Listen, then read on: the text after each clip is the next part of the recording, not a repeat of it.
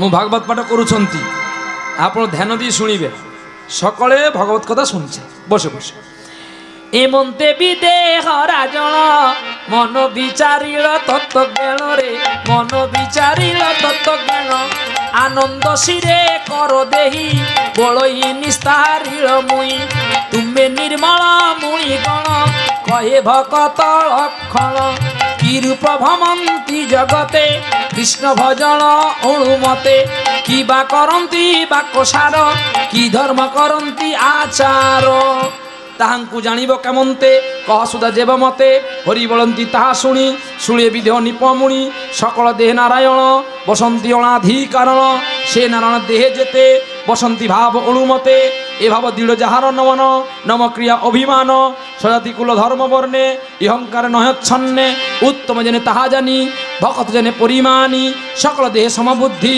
उत्तम भावे प्रसद्धि तृतीय स्कंद भागवते 19 अध्याय समाप्ते गंगा गीता सावित्री सीता सत्ता प्रतिव्रता ब्रह्मबली ब्रह्मविद्या त्रिसंध्या मुक्ति गृहिणी अर्धमता चिदानंदा भगवनी भवंती नाशिनी वेदोत्तायी प्रणंदा तथार्थ ज्ञान मंदिरी इतदानी जपनिशं मानसंग परम पदो हरे कृष्ण कृष्ण कृष्ण हरे हरे हरे राम राम राम हरे हरे मते कहाँ को कहले मु बुझी पारिले किछि तुम्हें जे किछ पाठ करिले बापा मु बुझी पारिले ना आपण सत्य कथा कहउछ ना मु जे कहले आपण बुझी पारिले बुझी पारिछ बा मु की कोस कहउछ मा कहो देखी अच्छा ये भाषा अछि उड़ियार ओइ जे धाई किड़ी किड़ी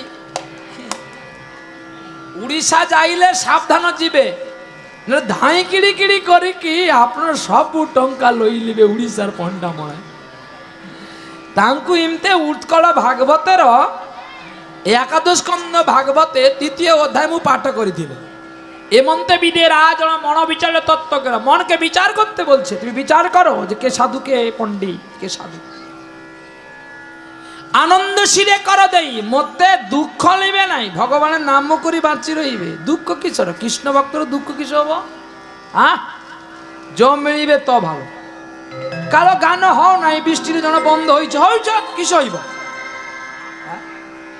केते नौका समुद्रेर भासी जाए सबु की घुरी आसीबे गोटे डुबी जीवे तो जीवे ताले कि लोके यार नौकर लिए माई धरते जीवन ना रास्तार एक्सीडेंट लोक गाड़ी ले बाहर हबनी हुचुट खाई गले पा छोड़ी जाब बोले कि क्यों चलबनी है कौन बारे बारे 2 बार 3 बार लैट्रिन जाइते ही बोली खाइबनी कौन केते कहिबे कौन तांकु उत्कलरा कहउछंती जे मन विचार करे कि कह हरि नाम आर भक्ति करी कि कहिबे पचारी कि तांकु सकल जीवर बुझी पारिबे सकल देह नारायण एमते जेते भक्त आसुची बा ठिया होउची बा गाड़ी जाकी की बसी अछि अरे मु खराब पता गोटे कहि दिली ना मु खराब कहू नाही मु केते आगे रो स्कूल पढ़ी की आसुची आप्रमण इसका किस कहउछंती क एटा की बोलेन आपनारा आ कोमर बोलेन ना এইখানে কলসি রাখেন তো নাকি না এইখানে রাখেন এইখানটা না বাহ খুব মায়েরা খুব ভালো টিপ জানে আমি একবার প্র্যাকটিস করেছিলাম কতগুলো কলসি ভেঙেছি পারি না ফস করে তার পড়ে যায় আবার ভারী কলসি না খালি কলসি জানো এবার চিন্তা করছি এবার মরলে মাটি হব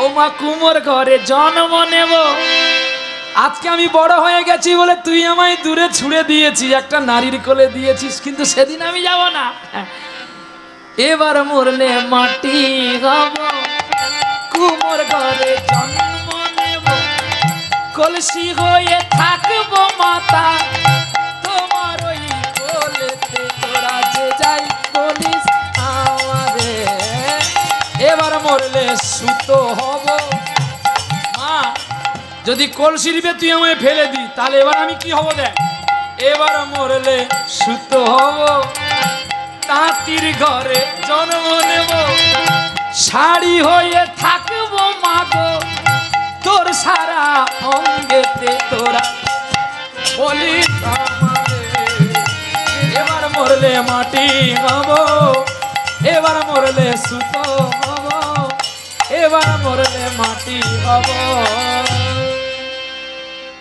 যারা মাকে বড় ভালোবাসে তারাই এই আরাধনা এই সাধনাগুলোই চেষ্টা নেয়, অন্য কোনো না। চলো দেখতে দেখতে দেখতে দেখতে কি হয়েছে গো, ওই গোকর্ণ হরি কথা বলে, কৃষ্ণ কথা বলে, ভাগবত কথা বলে, আর সকল মানুষ বড় খুশি হয় না রে। ব্রাহ্মণের দুটো ছেলে, একটা যাই পার হোক না কেন, একটা বড় সাধু হয়েছে রে। আরে আমরা মরে গিয়ে উদ্ধার পাবো কিনা জানি না, কিন্তু বেঁচে থাকতে আমরা অনেক উদ্ধার পাচ্ছি। বাহ! আর ওই তিনটি মেয়ে যুক্তি করেছে, আজকেও আসলেই ওকে মারবো। বলে কি করে মারবো দাদা? দিদি কি করে মারবি? না বলি শোন, যখনই আমাদের ধুন্দুল ঘরে আসবে আমরা তিনজন কিন্তু খুব অভিনয় করব। কি অভিনয়? বলবো দেখো স্বামী, আমাদের তো অনেক হয়েছে গো, আর তুমি যেও না, তোমাকে নিয়ে আমরা একটা নতুন করে সংসার করতে চাই। বাহ! আর তোরা, আমি বলবো তোরা তো অভিনয় কাঁদবি, দেখবি নারীর চোখের জলে না ও ধুন্দুল আজকে আর মারবে না। কেমন হবে জানি, যেন সর্ব পাপ তাপ হরে, সকল পাপ হরবে শিবের ঘরে। আজ শিব হয়েছে আমাদের ধুন্দুল, আর আমরা দুধ আর জল ঢেলে সর্ব পাপকে হরণ করে দেব। হ্যাঁ, বাহ! আর যেই ধুন্দুল এসে চাবি তালা খুলছে, তখনই মেয়েগুলো গাইছে আর কাঁদছে, দেবী সরস্বতী শারদা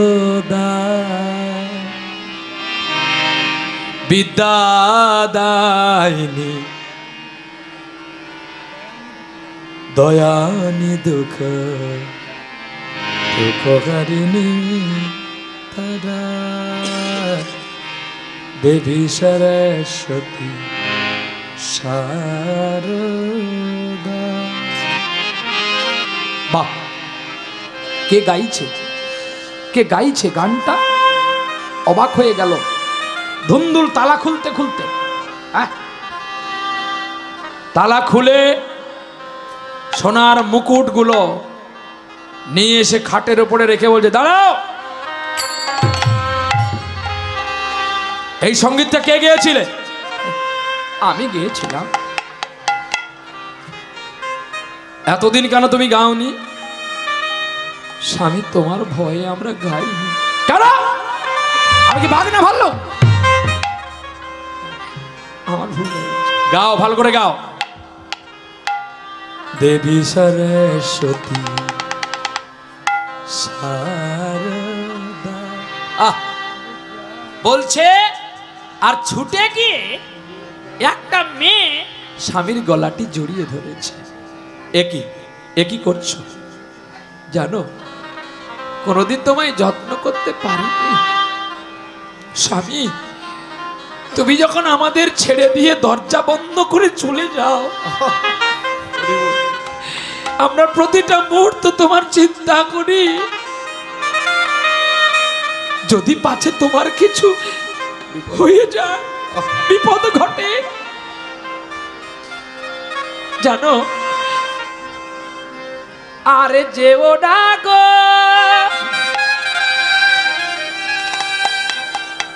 ওগো স্বামী,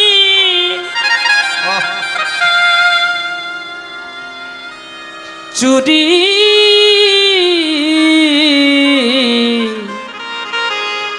করিতে।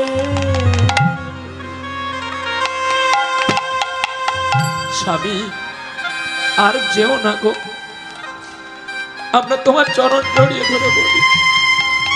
কেন জানো, আমাদের দক্ষিণ নয়ন নাচে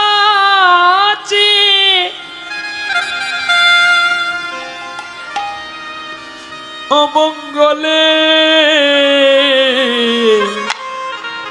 ছোঁয়া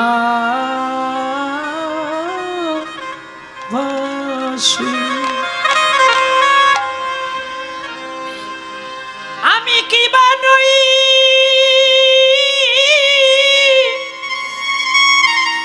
থাকিব বালা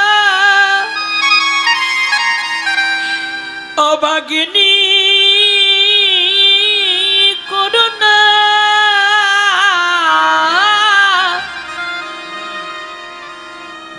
আরে যেও না গো যেও না গো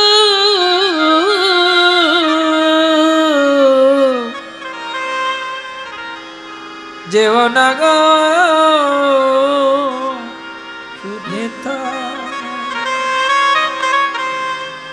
একি গঙ্গা তোমার চোখে জল,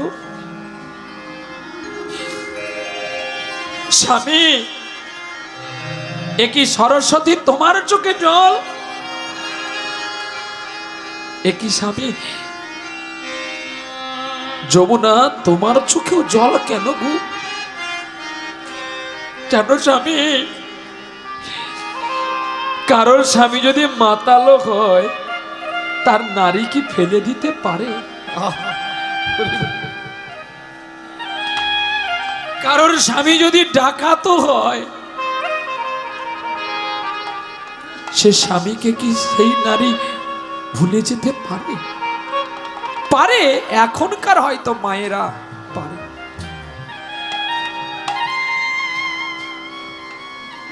তাই আমরা পারি না বলে আমরা তোমাকে বাধা দিচ্ছি স্বামী। আমরা তিনজন মিলে একজনে প্রণাম করি,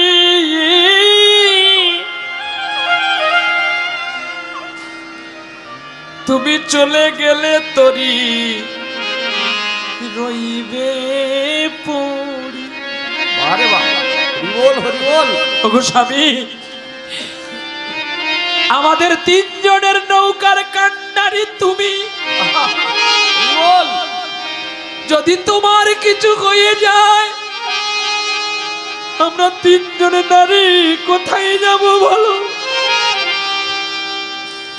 ভগবান আমাদের অনেক দিয়েছে, আর যেও না গো চুরি করিতে, আর যেও না গো চুরি করিতে। বেলা বয়ে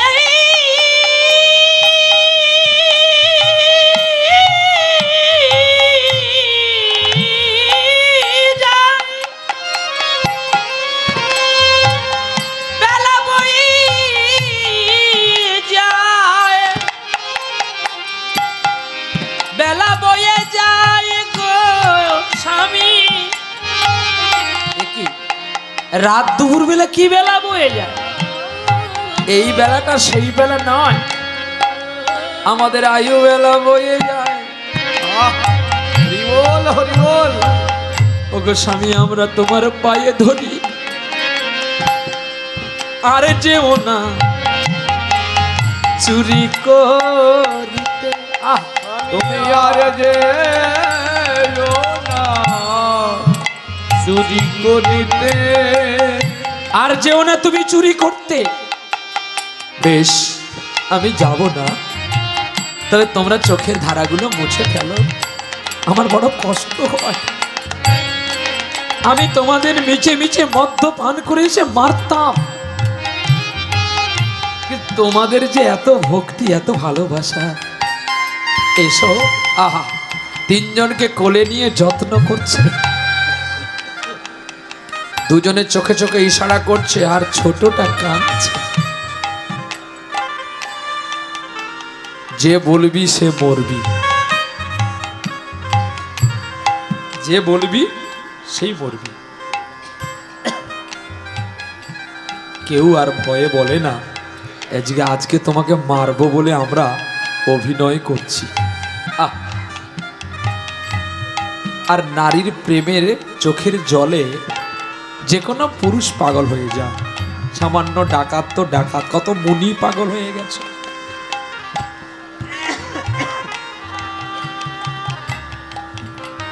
জানেন কেরালাতে একটা ছেলে ছিল, এত মদ খেত তবু একটু চোখের জলে ছেলেটা পাগল হয়ে গেছিল। কি নাম তা? কেরালায় ছেলে, যার জন্মের দিনে মা মারা গিয়েছিল। মনে পড়ে ছেলেটার কথা? হ্যাঁ, বিল্ল ঠাকুর, ব্রাহ্মণ ঘরের ছেলে, ওই চিন্তামণিকে দেখে পাগল হয়ে গিয়েছিল না? কিন্তু তারা তো বড় ভক্তিমতী ছিল গো, কিন্তু এদের মতো তো অভক্তি ছিল না। এর যত্ন করে খেতে দিল স্বামীকে, কেউ পা টিপে দিচ্ছে, কেউ হাত টিপে দিচ্ছে, কেউ মাথা টিপে দিচ্ছে। বলে বাহ, কি গো, আচ্ছা আর আগে তো কোনোদিন তোমরা আমার সেবা করতে না, আজকে কেন এমন করছো গো? আমার কি যাওয়ার সময় হয়ে এসেছে? ছি ছি ছি, তুমি এ কথা বলছো কেন বলো তো? আর চরণের কাছে বসেছে ছোট্ট মেয়েটা, তাকে এত মারতো বেশি, তবুও ভগবানের কাছে তার ধুন্দুলের মঙ্গল কামনা করত।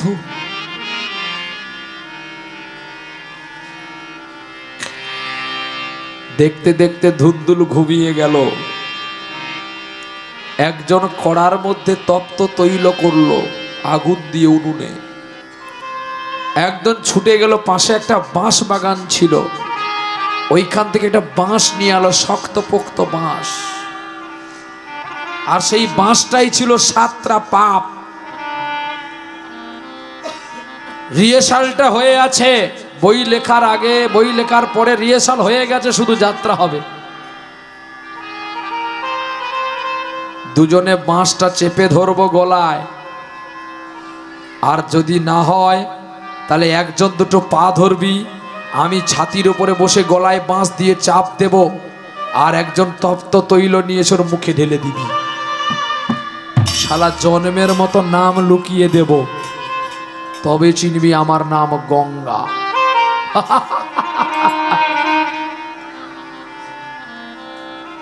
ভবিষ্যতে আপনারা ঘরে করবেন না।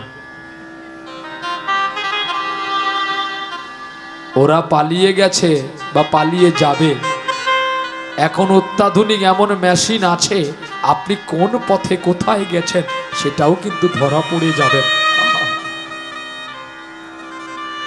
ফের কাও সাধু সাবধান। আর যেই ঘুমিয়ে গেছে অমনি গঙ্গা গলার উপরে বাঁশ চেপে ধরলো। ছটপট করার আগে পেছনে মেয়েটা পা ধরেছে, আর একজন তপ্ত তৈল মুখে দিল। ছটপট করতে করতে করতে করতে মারা গেল। আর এই 3টি মেয়ে চিন্তা করলো, তাহলে মৃতদেহটা কি করব? দাঁড়া, এই চৌকি খাটটা সরিয়ে দে, মাটি খোদাও করে মাটির ভেতরে পুঁতে ফেল, দিয়ে আমরা সোনা দানা যা আছে 3 জনে ভাগ করে নিয়ে সবাই পালিয়ে চল। বাহ, 3 জনে মাটির ভেতরে পুঁতে দিয়ে 3 জনে সোনা দানা ভাগ করে নিয়ে পালিয়ে গেল। বাবার মন কাঁদছে, স্বপ্ন দেখেছে তার ধুন্দুল মারা গেছে। সকালবেলায় এসেছে ধুন্দুলের বাড়ি, বাবা তো, মা তো না, তার প্রাণ কাঁদবে কেন? বাবা এসে বলছে, খোকা, ও খোকা, বাবা ওঠ। বাইরে তালা লাগানো, দেখতে পেল উঠোনের সম্মুখে একটু রক্ত। আমার গোপালের কিছু হয়নি তো, আমার ধুন্দুলের কিছু হয়নি তো। গ্রামের মানুষ ডাকলো, তার ছেলে এত দুষ্টু ছিল বলে গ্রামের কোনো মানুষ আসেনি, শুধু ব্রাহ্মণ ভালো ছিল বলে অপর পাড়া থেকে কয়েকজন এসে তালা ভেঙে, দরজা ভেঙে যখন ভেতরে ঢোকে, চতুর্দিকে রক্তারক্তি হয়ে পড়ে আছে, অর্ধ দেহ ওপরে, অর্ধ দেহ মাটির ভেতরে। ব্রাহ্মণ কাঁদছে, আর ব্রাহ্মণী না কাঁদলে ধরা পড়ে যাবে বলে শুধু অভিনয় একটু কাঁদল। ব্রাহ্মণ বলছে, গোবিন্দ সত্যি আমি মহাপাপী, তা নাহলে বাবা বেঁচে আছে কেন, পুত্র চলে যাবে। কাঁদতে কাঁদতে পুত্রের মৃতদেহ নিয়ে গিয়ে সৎকর্ম করে বিধান খুঁজছে এর আত্মা শান্তি কি করে হবে।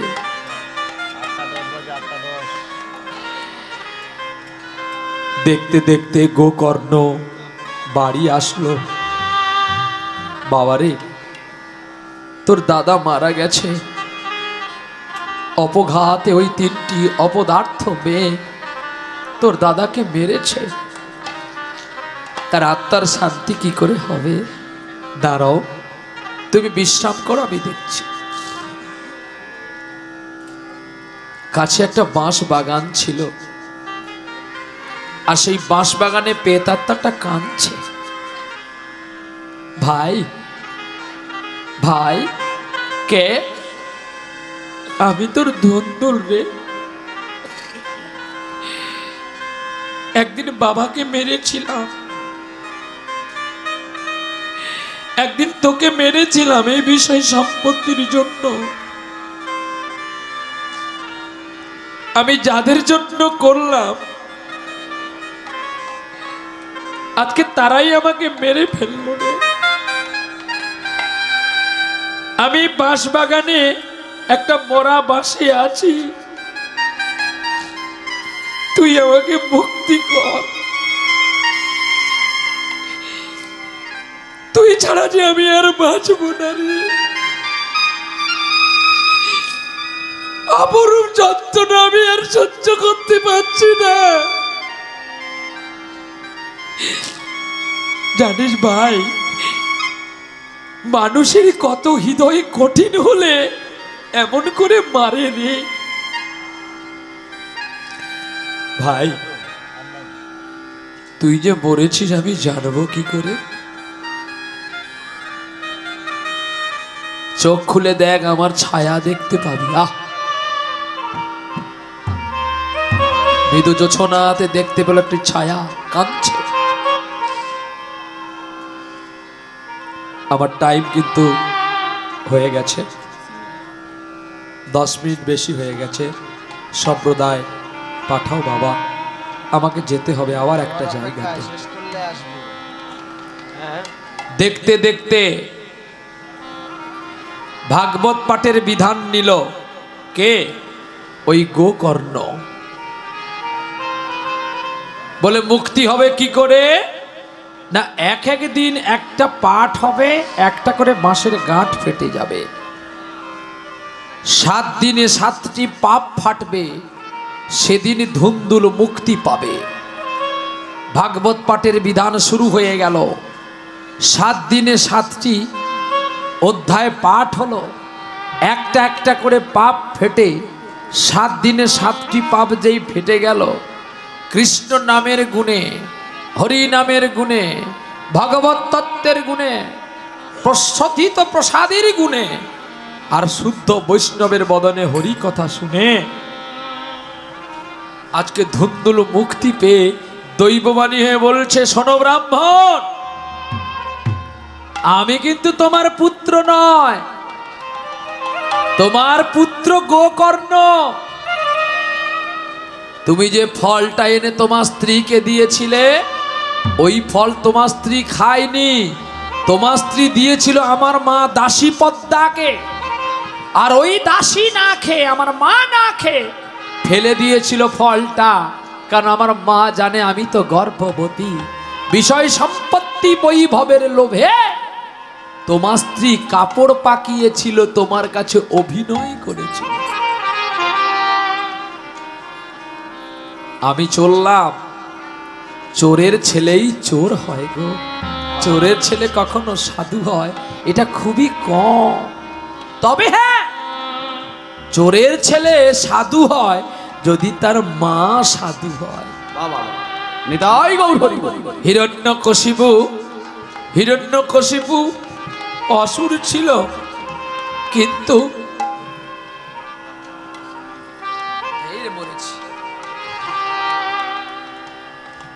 হিরণ্যকশিপু যেমন অসুর ছিল, তার স্ত্রী কয়াধু ভক্তিমতী কৃষ্ণ পরায়ণী ছিল বলে তাই ছোট্ট ছেলেটাকে কৃষ্ণ ভক্ত করে পেয়েছিল নারদের কথা মতো, তাই তার নাম হয়েছিল প্রহ্লাদ মহারাজ।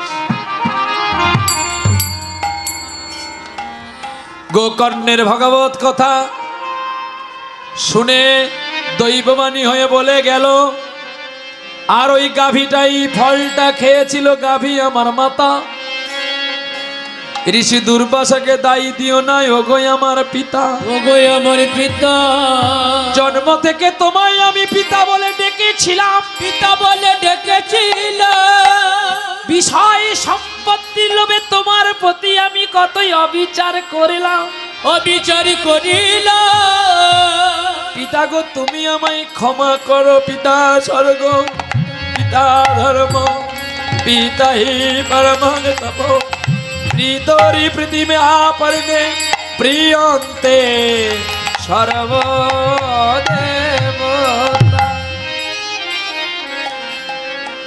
चले गেল ধুন্দুল গোলক বৈকুণ্ঠে, আর গোকর্ণকে জড়িয়ে ধরল তার বাবা আত্মদেব ব্রাহ্মণ। চল রে ছেলে, তোর মা পড়ে থাকুক বিষয় সম্পত্তি নিয়ে, আমরা বৃন্দাবনে পালিয়ে যাই। আহা, চলছে বৃন্দাবনে গো, আর কানতে কানতে চলছে গো। ও গো কে আছো বন্ধু, নিয়ে চলো মোরে কোথায় কোথায় বৃন্দাবন। ও গো কে আছো বন্ধু, নিয়ে চলো মোরে কোথায় বৃন্দাবন,